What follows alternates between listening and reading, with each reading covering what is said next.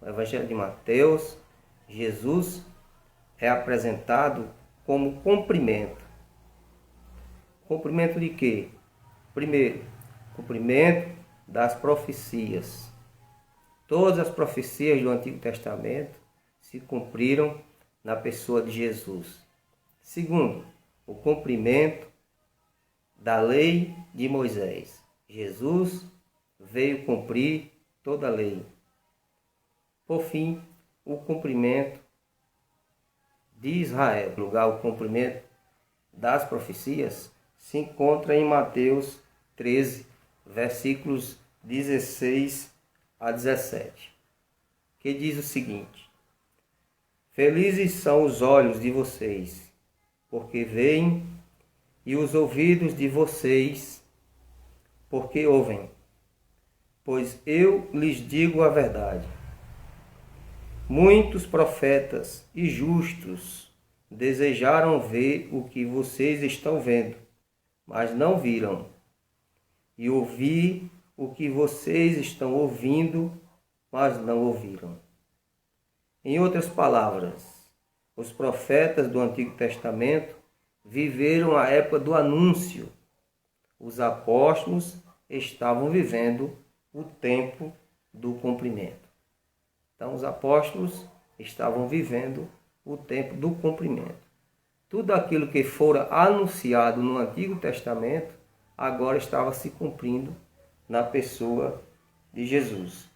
Então, para mostrar essa verdade, Mateus trabalha primeiramente com a genealogia, mostrando que Jesus era filho de Abraão, consequentemente, filho de Davi. Veio da linhagem real, era da tribo de Judá. Então ele vai mostrar essa grande verdade, que Jesus era sim o Messias, aquele que tinha sido prometido para Israel. Então ele cumpre toda a profecia que estava sendo anunciada, ou que fora anunciada no Antigo Testamento, agora estava se cumprindo na pessoa de Jesus.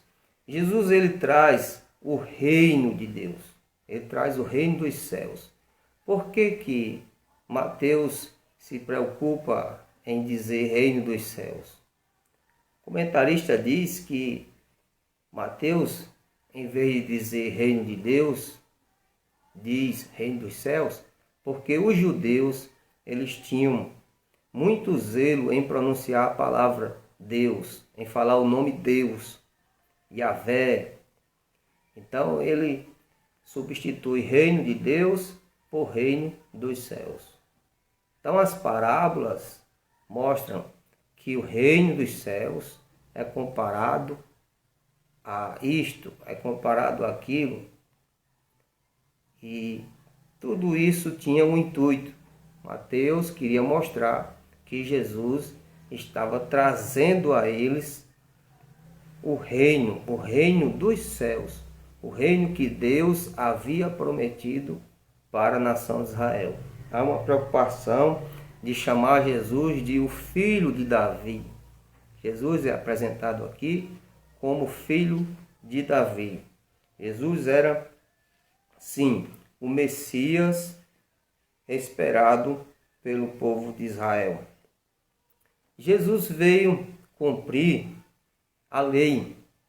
Jesus veio cumprir a lei. Tudo aquilo que ele falou, tudo aquilo que ele fez, foi condizente com a lei. Em dados momentos, ele parece contradizer a lei, mas ele foi fiel à lei, sim. Ele foi alguém que cumpriu a lei à risca. Ele não se deteve em costumes da tradição dos anciãos, costumes dos escribas e dos fariseus, coisas que ele mostrava naquele momento que estavam caducando, mas o cerne da lei, o eixo da lei, os mandamentos, aquilo que realmente era para se cumprir à risca, ele cumpriu. Jesus falou acerca dessa questão de cumprir a lei ele diz que não veio revogar a lei. Ele não veio desmerecer a lei. Pelo contrário, ele veio cumprir a lei. Ele veio trazer a essência da lei. Ele veio dar uma conotação real, autêntica da lei. Por exemplo, ele diz, na lei está escrito, se um homem tiver relação sexual com a mulher que não é a sua, ele comete adultério. Na lei diz, não adulterarás. A prática. Mas Jesus diz assim, se o homem somente olhar para uma mulher e no seu pensamento, no seu coração, no seu íntimo, desejá-la, ele já realizou relação sexual com ela. Então ele já adulterou. Então não é só palavras, não é só prática em si, e sim motivação. Não é só aparência, e sim essência. Então Jesus cumpriu a lei, ele foi o real cumprimento da lei. Os judeus não cumpriram a lei. Nenhum homem, nenhum de nós temos capacidade de cumprir a lei. Só Jesus foi capaz de cumprir a lei por completo. Ele exige que nós pratiquemos a lei, ele quer que nós busquemos fazer aquilo que os mandamentos de Deus determinam para nós, relacionados à primeira parte do decálogo, que é para Deus, vai do mandamento 1 até o mandamento 4, e depois a segunda parte, do mandamento 5 até o mandamento 10.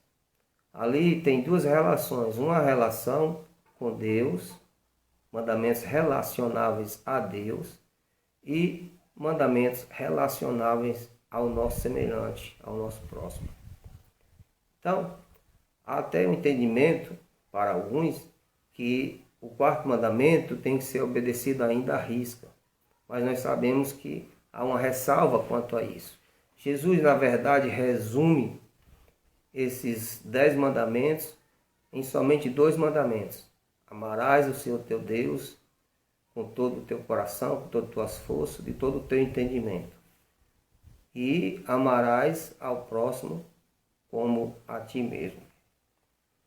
A terceira coisa que pode ser apresentada aqui no livro de Mateus é o cumprimento de Israel. Jesus, na sua pessoa, traz o cumprimento de Israel. Ele, na verdade, agora substitui Israel.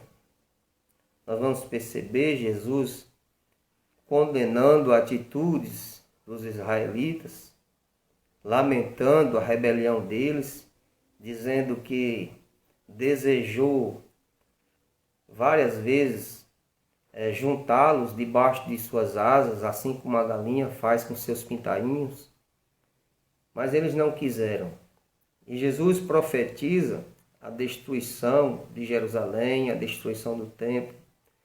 Isso aconteceu no ano 70, quando o imperador, melhor dizendo, o general Tito, invadiu Jerusalém, derrubou os muros, destruiu a cidade, destruiu o templo, matou muitos e outros muitos ficaram espalhados por todas as partes do império.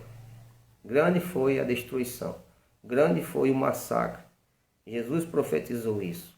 Por quê? Porque os judeus desprezaram o Messias. Então Jesus agora é o cumprimento de Israel. Ele, na verdade, inaugura o novo Israel. Ele substitui Israel, inaugurando um novo Israel. Ele escolhe 12 discípulos, fazendo assim uma comparação com as 12 tribos de Israel. E a partir daí, inicia-se a igreja. Agora a igreja é o novo Israel de Deus. Essa é a teologia que eu defendo. Israel é o novo, igreja é o novo Israel de Deus. Preste atenção aí. Igreja é o novo Israel de Deus. Qual é a prova bíblica, além dessa interpretação de John Stott e tantos outros comentaristas. A prova bíblica está em Efésios, capítulo 2. Nós vamos observar lá em Efésios, capítulo 2, que Deus fez de ambos os povos um só povo. Está escrito lá em Efésios, capítulo 2, a partir do versículo 12. Deus juntou judeus e não judeus. E essa junção formou a igreja. É a família de Deus, é o corpo de Cristo. É o novo Israel de Deus. Israel, agora somos nós. O Israel no todo. Não mais um Israel, uma nação. Agora Israel, todas as nações. O Israel, a igreja, a reunião de todas as pessoas, em todos os lugares que invocam o nome do nosso Senhor e Salvador Jesus Cristo. Todos aqueles que se arrependeram dos seus pecados, aqueles que ainda irão se arrepender e crer em Jesus Cristo como Senhor e Salvador. Recapitulando, John Stott traz nesse livro na verdade, um tratado acerca da pessoa de Jesus. É um tratado acerca da pessoa de Jesus. Jesus, ele é o centro da história, ele é o eixo das Escrituras e ele é o coração da missão. Jesus é apresentado no Novo Testamento. O Novo Testamento revela quem é Jesus. Jesus é apresentado na história da igreja. Jesus é apresentado na influência que ele exerceu em muitos indivíduos ao longo de 20 séculos. E Jesus é apresentado no Apocalipse. Lá está a revelação do nosso Senhor e Salvador Jesus Cristo, que ele representa hoje. Não mais aquele Jesus sofredor que veio a este mundo para morrer no nosso lugar, mas o que ele representa hoje, glorioso. Então, ele vai trabalhar isso aí. O primeiro ponto que ele desenvolve são os evangelhos. Ele vai trabalhar Mateus, Marcos, Lucas e João. Depois trabalha os 4 evangelhos juntos. Lucas, na verdade, ele trabalha junto com Atos. Desenvolve os seus comentários juntamente com o livro de Atos. Hoje eu falei sobre o evangelho de Mateus. O evangelho de Mateus, Jesus é o cumprimento das Escrituras. E ele é o cumprimento das profecias, ele é o cumprimento da lei e ele é o cumprimento de Israel, inaugurando o novo Israel, o povo eleito de Deus.